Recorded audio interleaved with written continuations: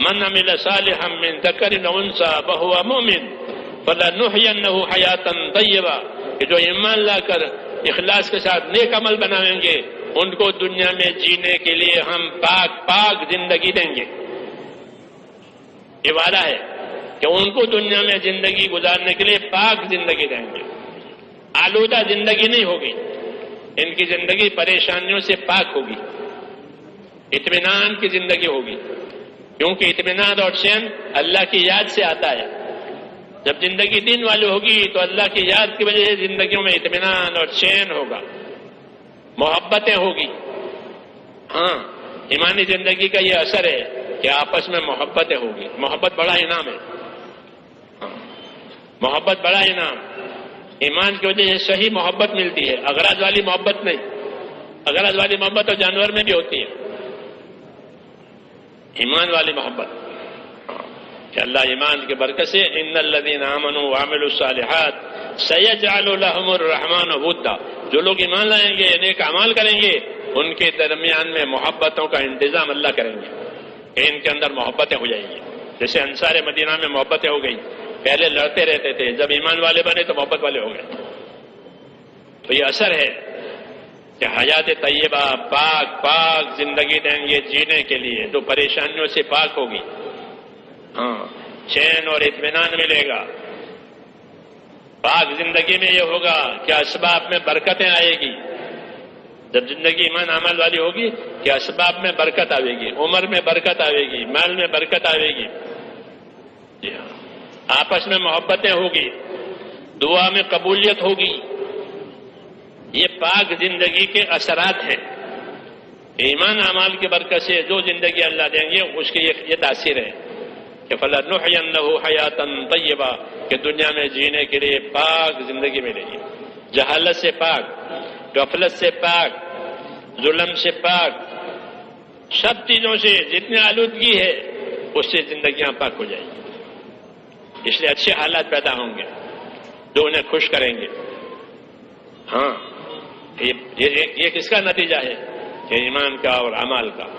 اس لیے اعمال بنانے کے لیے اللہ نے علم اتارا ہے، نبی والا علم، عبادات کا علم دیا، نماز کا علم دیا کہ نماز سیکھو، نماز کو بناؤ، ایسی نماز بنے جو زندگی پر اثر ڈالے۔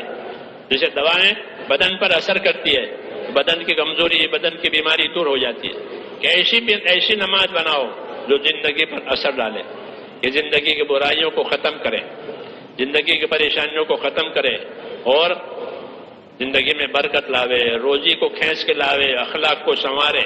یہ نماز کا اثر ہے کہ نماز کو بناؤ، نماز کا علم دیا، نماز کے فضائل بتائے، نماز کے مسائل بتائے۔ علم کا مراد یہ ہے کہ فضائل سنو، فضائل سیکھو، تاکہ اپنے عمل کا کیا انعام ہے اس کا یقین آوے۔ فضائل کے علم سے اپنے عملوں کا یقین۔ ہاں، آدمی کوئی سودا کرتا ہے تو اس کو اپنے نفع کا یقین ہوتا ہے، اس سودے میں میرا یہ نفع ہے۔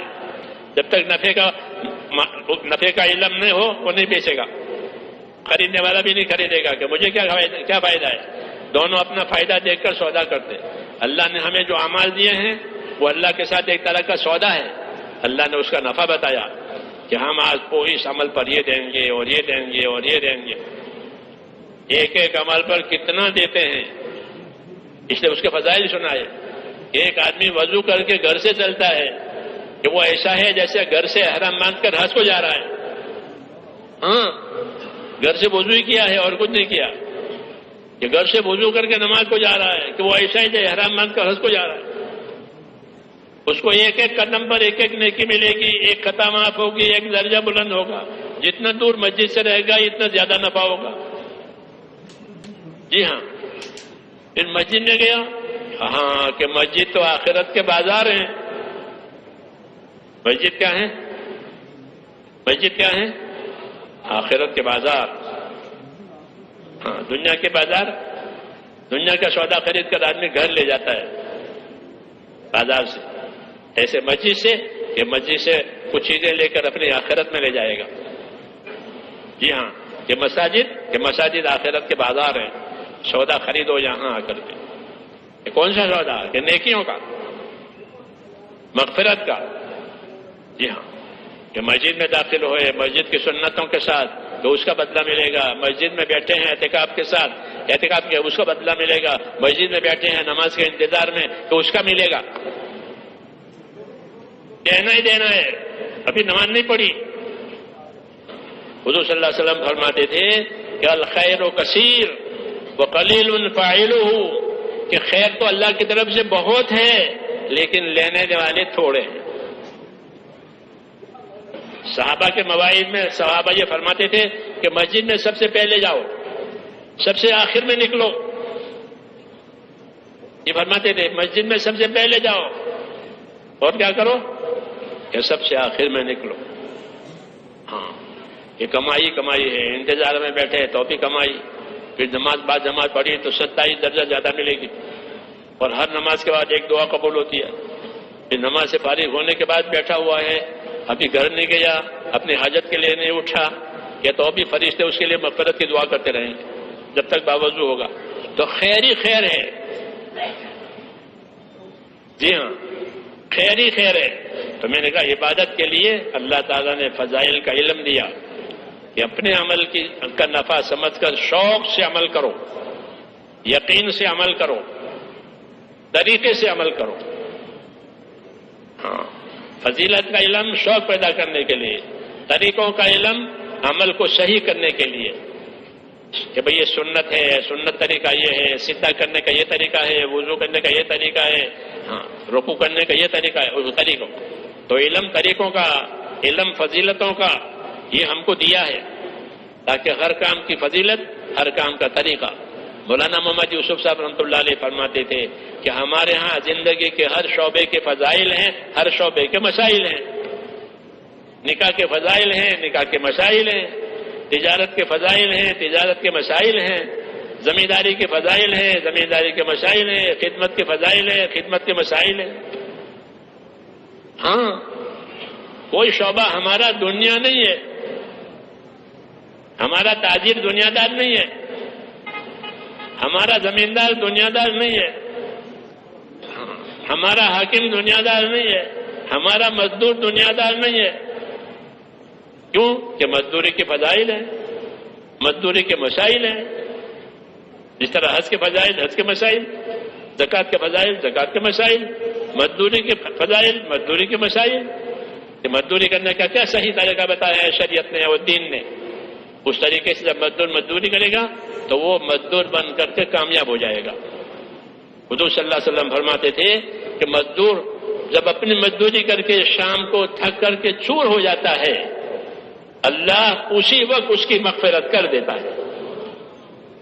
من امسا کا لم بعمل یدہ امسا مغفورا لہ، کہ جو اپنی محنت سے تھک کر شام کو چور ہو گیا، اب گھر جا رہا ہے، کہ وہ شام کو ہی اس کی مغفرت ہو گئی، اس کے گناہ معاف ہو گئے. مزدور کے گناہ معاف ہو گئے، کولی کے گناہ معاف ہو گئے. کولی نے ولی بن گیا، کیونکہ جس کی روز مغفرت ہو تو ولی. جی ہاں، کولی نہیں ولی.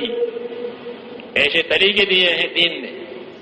اس لیے حضرت فرماتے تھے کہ ہمارے ہاں ہر شعبے کے فضائل، ہر شعبے کے مسائل.